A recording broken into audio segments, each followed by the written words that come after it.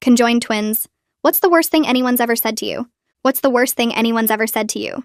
My sister Valerie and I were conjoined twins connected at the torso. The absolute worst part of being conjoined wasn't the physical stuff. It was dating. When I was 22, I went on a date with a guy I'd met at a bookstore. We showed up to the restaurant, and halfway through dinner, he leaned in and whispered, "So, is this a threesome situation?" Because I'm into it. Valerie heard him and her face went bright red. I got up to leave and he grabbed my arm. "Come on, don't be sensitive. You had to know I was thinking it." Another time I matched with a guy on a dating app and we talked for 3 weeks before meeting up. I told him about being conjoined and sent pictures and he said it was totally fine. We met at a bar and the first thing he said was, "Okay, but which one of you am I actually dating?" Then he laughed like it was a joke. The worst was a guy who made it through 4 dates before he pulled out his phone and asked if he could film us kissing because his friends would never believe this. When I said absolutely not, he got mad and said I was being unfair because he'd put in all this effort. Valerie started crying and he called us dramatic. After that, we pretty much gave up on dating entirely. Then I met Carlos at a coffee shop when he asked if the seat next to us was taken.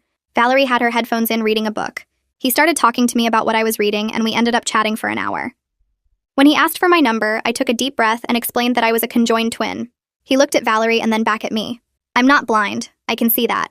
So when can I take you out?" Our first date was at an Italian restaurant. Valerie brought a book and headphones and angled herself away as much as she could. Carlos kept his entire focus on me. He asked about my job and my hobbies and what kind of movies I liked. When the waiter brought the check, Carlos didn't make any weird comments about paying for 2 people. He just paid and said he'd love to see me again. On our third date, we were walking through a park and he reached for my hand. He'd figured out which hand to hold so it felt natural. When he kissed me goodnight, he put his hand on my cheek and looked only at me.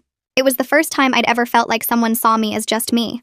A few months in, we were watching a movie at my apartment when Carlos paused it. "I need to ask you something and I don't want it to be weird." My stomach dropped. "Here it comes," I thought. "I really care about you," he said. "And I want to make sure I'm being respectful to both of you.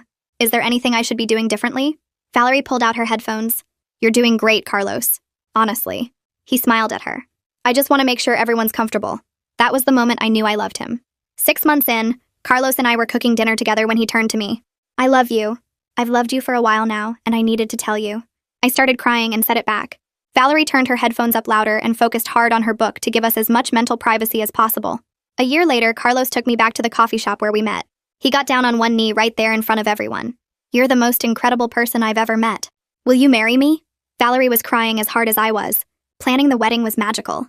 Carlos came to every dress fitting and helped us find a seamstress who could create something beautiful that worked for both our bodies. Valerie kept insisting on styles she knew I'd love even when they weren't her preference. Carlos's family welcomed us completely. His mom hugged both of us and said she was so happy to have us joining the family. The day of the wedding